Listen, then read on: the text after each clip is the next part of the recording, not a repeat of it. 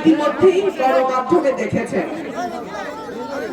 সাদ্দাম হোসেন ছাত্রলীগের একজন কর্মী ছিল। তার স্ত্রী নবজাতক সন্তানকে হত্যা করে আত্মহত্যা করে।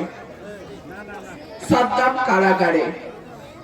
তাকে একদিনের জন্য বের করে আনবে এমন কোন নেতা ছিল না। তাকে প্যারোলে বের করে নাই। তার স্ত্রী এবং সন্তানের মৃতদেহ কারাগারে গিয়ে সে 5 মিনিটের জন্য দেখতে পেরেছে। যাদের পেছনে সাদ্দামের মতো কর্মীরা গত 15 বছর রাজনীতি করেছে, যাদেরকে সাদ্দামের মতো কর্মীরা নেতা বানিয়েছে, তারা কিন্তু সাদ্দামের পরিবারের খবর নেয় নাই।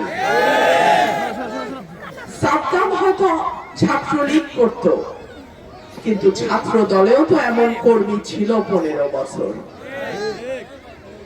যেই নেতা কর্মীর পরিবারের খবর রাখে না, যেই নেতাকে নেতা বানাইতে গিয়ে কর্মীর দিন শেষে কারাগারে জায়গা হয়, যেই নেতাকে নেতা বানাইতে গিয়ে কর্মীর স্ত্রী সন্তানকে বিষ খেয়ে মরতে হয়, আপনারা কি সেই রকম নেতা চান?